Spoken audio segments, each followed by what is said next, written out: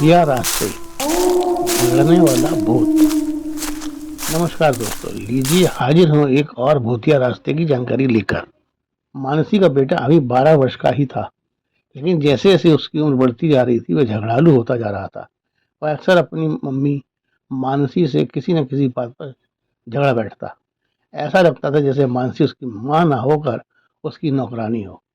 एक दिन मैं मानसी घर गया तो उसका बेटा बंटी जोर जोर से गंदी गंदी गालियां बके जा रहा था। मैंने पूछा, क्या हुआ भाई बंटी, ये मंत्र क्यों फूंक रहे हो और किसे सुना रहे हो ये सब? मेरी बात सुनकर बंटी चिढ़ते हुए बोला, अंकल ये मम्मी है ना, ये कुछ समझती ही नहीं। मैं 1 महीने से कह रहा हूँ मुझे नया फोन दिला दो। मेरे सारे दोस्तों के पास बढ़िया वाला फोन है और मेरे पास ये घिसा पिटा पुराने जमाने का मोबाइल फोन है। किसी के सामने निकालने में भी शर्म आती है। ना तो इसमें कोई काम होता है, ना ही इससे कोई वीडियो बनती है। गेम भी नहीं चलता। ना मम्मी सुनती हैं, ना पापा, दोनों निकम्मे हैं। मेरी जैसे कोई इज्जत ही नहीं है। मैंने कहा, बेटा जब आप अपनी मम्मी पापा की इज्जत नहीं करोगे तो वो आपकी इज्जत क्यों करने लगे? अभी आपको महंगे फोन की जरूरत ही क्या है? जब बड़े हो जाना तब ले लेना बढ़िया वाला मोबाइल फोन।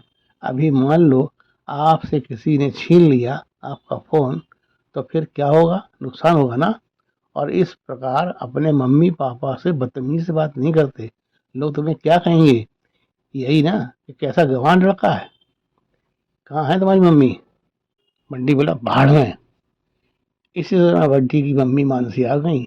मुझे देखकर मुझसे नमस्कार करते हुए बोली, आप कब आए भाई साहब? मैंने कहा, बस अभी भी आता ही जा रहा हूँ। जैसे ही मैं आया ये बंटी बड़े बढ़िया बढ़िया मंत्रों का जाप कर रहा था। मैंने पूछा तो पता चला कि ये साहब आप पर भड़के हुए हैं।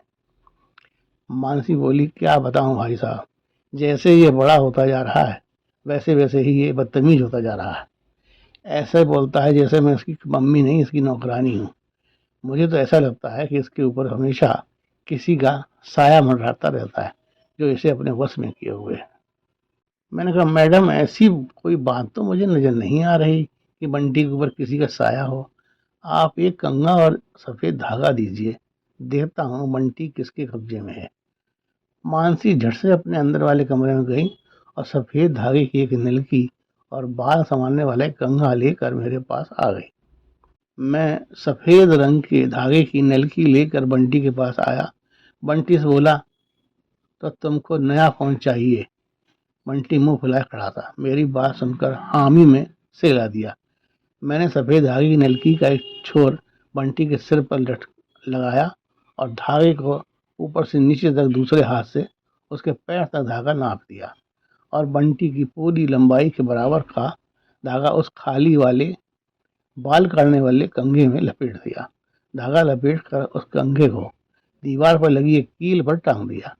कंघा टांगने के बाद मैंने मानसी से कहा कि इस कंघे को ऐसे ही लटका रहने देना, देखना क्या चमत्कार होता है। और फिर कुछ देर इधर उधर की बातें करके चाय पानी के बाद मैं अपने घर वापस लौट आया। सब कुछ जैसा का तैसा चल रहा था। लगभग 2 महीने बाद एक दिन मानसी का फोन आया और मैंने पूछा, मानसी कैसी हैं आप और अब बंटी का क्या हाल है? मानसी बोली, जी भाई साहब, मैंने इसीलिए आपको फ़ोन किया था कि आपने जो कंघी धागा लपेट कर कील पर टांगी थी उसका क्या करूं? अभी ऐसे ही लटके रहने दूं या कुछ और करना है? मैंने पूछा, पहले तो ये बताएं कि अब बंटी के क्या हाल हैं? मानसी बोली, भाई साहब बंटी तो जैसे एकदम शांत हो गया है, कुछ खास बोलता भी नहीं है। जब भी बोलता है बहुत ही नपा तुला सा बोलता है। मैंने पूछा, अब पहले जैसा झगड़ा तो नहीं करता आपसे या भाई साहब से? मानसी ने कहा, नहीं, अब वह बिल्कुल ही शांत लड़का बन गया है। ऐसा लगता है जो साया उसके ऊपर था वह अब उसके ऊपर से हट गया है। मैंने कहा, ये तो बहुत अच्छी खबर सुनाई आपने कि बंटी सुधर गया। मानसी मैडम, यह एक छोटा सा उपाय है। घर में यदि कोई बहुत ज्यादा झगड़ा करता हो बेवजह, तो उसके बराबर का एक सफेद धागा नाप कर एक कंघे में लपेट कर दीवार पर लगी किसी कील या खूंटी पर टांग दें। उस व्यक्ति के ऊपर सवार कोई भी झगड़े वाला भूत प्रेत होगा तो वह भाग जाएगा। आजमा कर तो आपने स्वयं ही देख लिया मैडम जी। ये भी एक प्रकार का भूतिया रास्ता है जो आपके घर के किसी भी सदस्य के सिर पर खुलता है। इसी के साथ कल फिर मिलेंगे एक नए भूतिया रास्ते के साथ। नमस्कार।